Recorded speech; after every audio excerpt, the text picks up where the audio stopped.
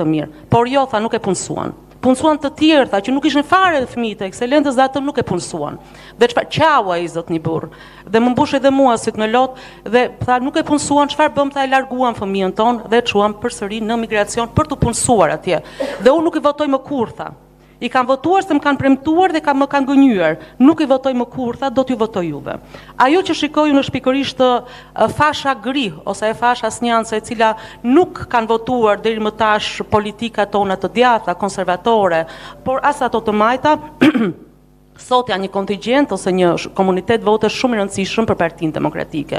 Sigurisht do të mund të zjatesh këtu me arsimin, por të them vetëm një detaj për digitalizimin e shkollave tona. Mungon është zero, vetëm fotografi të bukura të hedhura nga ministreshat që ndrohen në Ministrinë e Arsimit dhe nuk ka asgjë konkrete. Lënda e etikut që është një lëndë shumë e rëndësishme në sistemin tonë arsimor nuk bëhet fare, as nuk hapet si libër.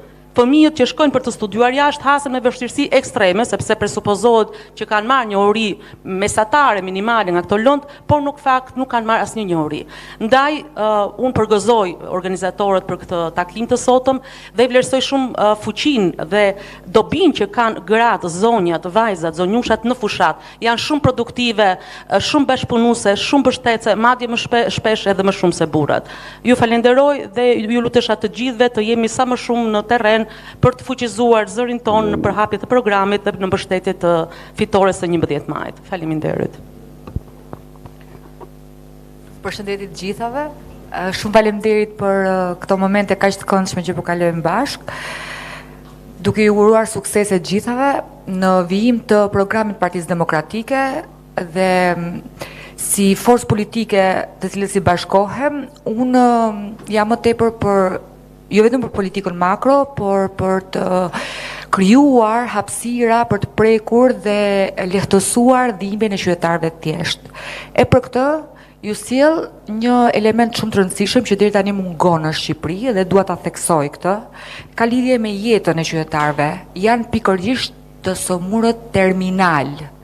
Të sëmurët terminal në Shqipëri nuk trajtohen, nuk ekziston asnjë qendër shëndetësore, asnjë spital, as rajonal, as i përgjithshëm qendror dhe asgjë.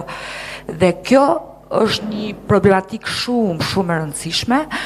Më së pari, jo vetëm që sjell degradim emocional dhe psikologjik të vetë të smurit, por familjen e ngarkon jashtëzakonisht shumë, mungesa gjithashtu eksperiencës familjarëve për trajtuar të smurin dhe lënia e tyre në mëshirë të fatit. Pra, absolutisht është një nga elementët kryesor që për cilën neve duhet ta kemi në planin ton të punës, krijimi i spitaleve, hospitalizimi i të smurve terminal. Shumë faleminderit dhe ju uroj shumë sukses të gjithëve. Adriana. Vetëm pak shkurt, vetëm një shprehje dua ta them. Përshëndetje doktor, përshëndetje Adriana, faleminderit shumë. Adriana janë një aset i pa amortizueshëm për Partinë Demokratike. Në fakt, doktor, të gjitha problematikat pothuajse u thanë, të cilat këto 12 vite qeveria vetëm problematika ka pasur, nuk ka pasur gjë tjetër.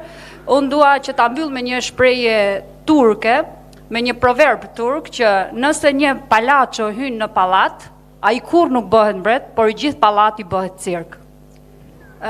Kështu që Partia Demokratike, qeverisja jonë, ju siguron administratës publike, kryeministrisë, parlamentit, që do ju kthehet dinjiteti. Ju falenderoj shumë. Shumë.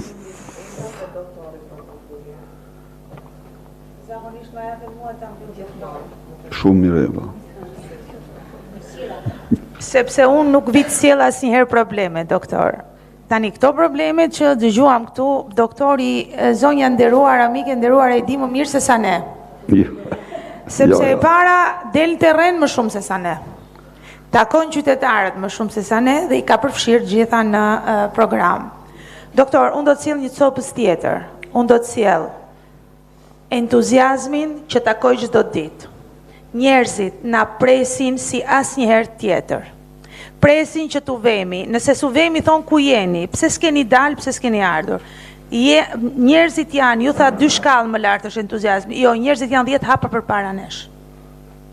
Prandaj vetëm gjë që ne duhet bëjmë është të dalim në terren dhe t'u përcjellim shpresën duke i parë në sy, me buzëqeshje, me besim, t'u japim atë çka ato duan. Besim dhe shpresë. Problemet ata i din, ne nuk jemi ai që identifikon problemin, ne duhet jemi zgjidhja dhe shpresa. Unë kaq kam edhe të gjitha në terren se na vajti vonë për fushatën. Atëre, faleminderit të gjithave për prezencën. Një falenderim të veçantë kam për gjitha ju që keni marrë kurajën për kandiduar, së është sfidë më vete të marrësh dhe kurajën për kandiduar, dhe realisht e falenderoj doktor Berishën, i cili jo me fjalë, si kundërshtari, por me vepra gjatë gjithë këtyre viteve, ka qenë realisht në krah të vajzave dhe të grave. Fjalën përmbyllëse po ja lej doktorit. Dhe njëherë, ju fanoj shumë për ndërhyrjet që bëtë. Dëshmi e prekjes me dhimbshuri të këtij realiteti që ekziston në Shqipëri në ana juaj. Dëshmi nga më tragjiket, e vërteta është, më thonë, tjetër punë se njeriu kur nuk duhet dorëzohet, por duhet jeti vendosur të luftoj, se kur shef këte zbrazjet madhe të vendit tënë, kur shef që ne brenda 12 viteve humbëm atë materje kombëtare që e krijuam në 65 vite, sot ne jemi në vitet 60 me numër popullate, dhe nuk e dim se mund të jemi më keq, se këta mashtrojnë, këta, domethënë, në mënyrën më të papërgjegjshme, kanë punon një vit për ta manipuluar censusin. Të gjitha këto kanë një emërues të përbashkët, të jemi të sinqert, kanë korrupsionin. E Kelikos e thatë shumë drejt. Sot korrupsioni dënon me vetmi shqiptarët, sepse fëmijët e tyre nuk gjejnë punë. Fëmijët e tyre nuk ndërtojnë do të ardhmen këtu. Edhe ata marrin rrugë të botës. Këta që mbeten në pasiguri të plot, mbeten në vetmi. Mbeten me një përkujdesje shumë larg asaj që duhet ta kenë. Rënimi i shkollave është drama e arsimit shqiptar, po marrë vetëm një aspekt që e theksuot në fjalët tuaja, digitalizimin, me një përpjekje shumë të programuar dhe të fuqishëm, ne arritëm të çojmë internetin në çdo shkollë dhe kompjuter në gjitha shkollat e Shqipërisë, nga 830 që ishin në 26.000 kompjuter. I kanë vjedhur në tërësi. Dhe shifra që dhatë Elisa, dramatike, 5% internet në shkollat tona. Do të thënë një involucion, një kthim mbrapa i fuqishëm, kaq ka qenë në 2005, 4.9% ka qenë në 2005. Të gjitha këto në një kohë kur miliarda janë zhdukur.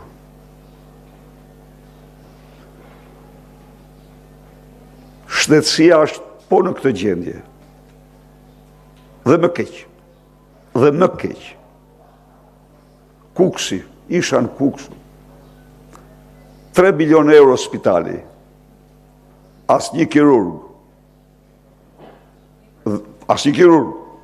dhe Kuksiani, po ta kapte urgjenca, apendiciti, apo në gjë tjetër, kishte një mjek roje në Prizren, i cili vinte kundër pagesës sigurisht për të kryer operacionin.